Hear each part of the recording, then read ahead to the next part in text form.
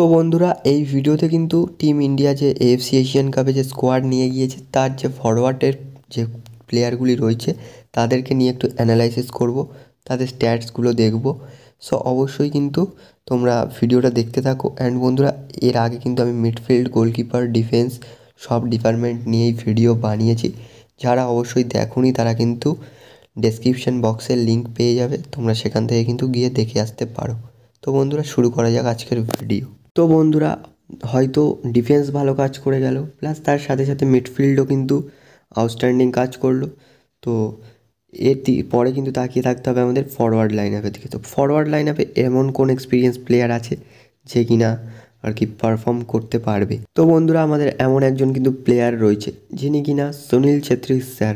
তো বন্ধুরা, তিনি কিন্তু বর্তমানে 93টা গোল করে ফেলেছেন ইন্ডিয়ার জার্সিতে, এবং তিনি কিন্তু মোস্ট অ্যাক্টিভ গোল স্কোরারদের লিস্টে কিন্তু 3 নাম্বার পজিশনে রয়েছে। তো বন্ধুরা, তিনি কিন্তু প্রেসিং করতে পারেন খুব সুন্দর করে, এবং তার সাথে সাথে কিন্তু তিনি হাফ চান্সকেও কিন্তু গোলের মধ্যে কনভার্ট করতে পারেন। তো আমি একটা জিনিস দেখে অবাক হয়ে যাই যে 39 ইয়ার ওল্ড, মানে 39 বছর বয়সে এসে তিনি কিন্তু হাফ চান্সগুলোকে গোলে কনভার্ট করছেন। তো বলাই চলে তিনি কিন্তু একজন আউটস্ট্যান্ডিং প্লেয়ার। তো তোমরা সকলেই জানো। তো স্পেশালি সুনীল ছেত্রী স্যারকে নিয়ে যদি এক্সট্রা করে কোনো কথা বলতে যাই, ভাই ভিডিও কিন্তু বড় হয়ে যাবে, অ্যান্ড সুনীল ছেত্রী স্যারকে নিয়ে কথা শেষ হবে না। তাই আর কি ভাই, কথা বাড়াচ্ছি না, তোমরা অবশ্যই জানো, তাই আর কিছু বলছি না, চলে যাচ্ছি নেক্সট প্লেয়ার দিকে। তো বন্ধুরা, চলে যাব কিন্তু নেক্সট প্লেয়ার রাহুল কেপির দিকে। তো বন্ধুরা, রাহুল কেপি কিন্তু বর্তমানে মোটামুটি ভালোই খেলছেন। তো বন্ধুরা, প্লেয়ারটার মধ্যে কিন্তু স্কিল রয়েছে, এবং তার সাথে সাথে কিন্তু কনফিডেন্স খুব সুন্দর, এবং তার সাথে সাথে হচ্ছে তিনি কিন্তু ডিফেন্স আনলক করতে পারেন অপোনেন্ট টিমের। তো বন্ধুরা, মাঝে মাঝে তিনি কিন্তু ওভার কনফিডেন্ট হয়ে যান। তো এই ওভার কনফিডেন্ট ভাবটা যদি হটাতে পারেন, তিনি কিন্তু একজন আউটস্ট্যান্ডিং প্লেয়ার হবেন বলাই চলে। তো বন্ধুরা, এই রাহুল কেপি কিন্তু চায়নার এগেনস্টে একটা আউট ক্লাস গোল করেছিলেন। তো বন্ধুরা, নেক্সট প্লেয়ার হচ্ছে কিন্তু ঈশান পান্ডিতা। তো বন্ধুরা, এই ঈশান পান্ডিতা নামের প্লেয়ারটি কিন্তু একজন ভালো স্ট্রাইকার বর্তমানে। তো বন্ধুরা, তিনি কিন্তু আর কি অতটাও গেম টাইম পান না, কিন্তু তাও তিনি বর্তমানে কিন্তু ইন্ডিয়ান টিমে ব্যাক টু ব্যাক চান্স পাচ্ছে। তো বন্ধুরা, ইন্ডিয়ান টিমে কিন্তু ব্যাক টু ব্যাক চান্স পাওয়ার কারণটা হচ্ছে বন্ধুরা, ইন্ডিয়ান টিমের কোনো ব্যাকআপ স্ট্রাইকার নেই বলাই চলে সেই ক্ষেত্রে। কারণ ইন্ডিয়ান ন্যাশনাল টিমের আর কি স্টাফরা যখন আর কি স্কাউট করছেন, সেক্ষেত্রে কিন্তু বন্ধুরা বলাই চলে ঈশান পান্ডিত আর রাহিম আলিদের নাম কিন্তু বারবার ভেসে উঠছে তাদের সামনে। তো সেক্ষেত্রেই কিন্তু ঈশান পান্ডিতা চান্স পেয়েছেন অল্প গেম টাইম পাওয়ার পর। তো বন্ধুরা, নেক্সট প্লেয়ার হচ্ছে লালিংজুয়ালা ছাংতে। তো বন্ধুরা, তিনি কিন্তু বর্তমানে ক্লাবের হয়ে আউটস্ট্যান্ডিং খেলছেন, এবং তার সাথে সাথে তার দেশের হয়েও কিন্তু আউটস্ট্যান্ডিং পারফরমেন্স করছেন। তো বন্ধুরা, অবশ্যই তিনি কিন্তু বর্তমানে তার বয়স কিন্তু 26 বছর, অ্যান্ড তিনি কিন্তু তার প্রাইম টাইমে রয়েছেন কিন্তু বলাই চলে, এবং তিনি বর্তমানে কিন্তু ইন্ডিয়ার হয়ে কিন্তু আউটস্ট্যান্ডিং কন্ট্রিবিউশন রাখছেন, এবং তার সাথে সাথে কিন্তু আর কি যে ক্রসগুলো করে আর কি সেগুলো জেনুইন ক্রস হয়, এবং যে গোলগুলো মাঝে মাঝে করে সেই গোলগুলোও কিন্তু খুব সুন্দর গোল হয়। তো এক্ষেত্রেই কিন্তু তিনি বর্তমানে কিন্তু প্রুভ করতে চাইবেন কিন্তু এশিয়ান কাপে নিজেকে। এবং বন্ধুরা, এই লালিংজুয়ালা ছাংতে কিন্তু আর কি ডিজার্ভ করে যে প্লেইং 11-এ থাকাটা।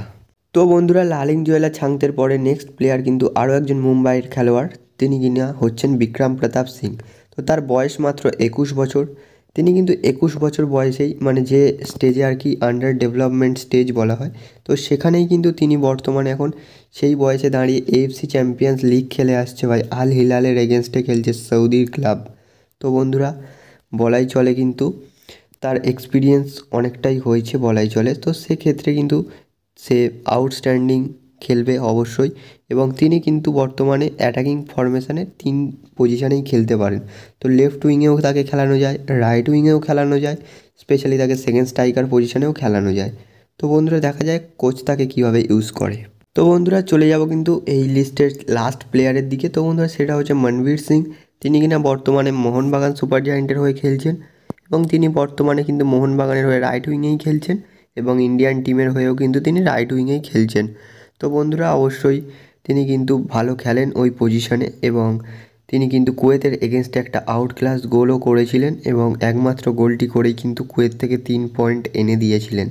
তো বন্ধুরা, আউটস্ট্যান্ডিং একটা প্লেয়ার তিনি। তো আপাতত দেখা যাক বন্ধুরা এই প্লেয়ারটা আর কি কত ম্যাচে আর কি স্টার্ট করেন সেটাই দেখার। তো বন্ধুরা এই স্কোয়াডটা দেখার পরে কিন্তু অবশ্যই আমার পয়েন্ট অফ ভিউ থেকে মনে হচ্ছে যে সুনীল ছেত্রী এবং লালিংজুয়েলা ছাংতে কিন্তু স্টার্ট করবেন, এটা কনফার্ম।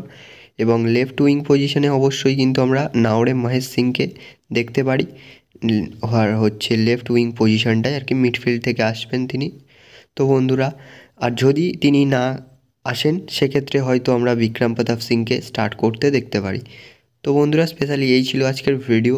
অবশ্যই ভিডিওটা কেমন লাগলো কমেন্টে বলে দিও। অ্যান্ড বন্ধুরা স্পেশালি কমেন্টে আর একটা জিনিস জানাবে যে তোমরা কোন কোন প্লেয়ারকে দেখতে চাও আর কি স্টার্ট করবে যারা এই অ্যাটাকিং পজিশনে। তো বন্ধুরা অবশ্যই তোমরা কিন্তু জানিয়ে দিও। তো বন্ধুরা দেখা হচ্ছে পরবর্তী ভিডিওতে। অ্যান্ড খুব শীঘ্রই বন্ধুরা আমাদের নেক্সট ভিডিও অর্থাৎ Australia and India match preview, সেই ভিডিওটা খুব শীঘ্রই আসতে চলেছে। তো thanks for watching and keep supporting.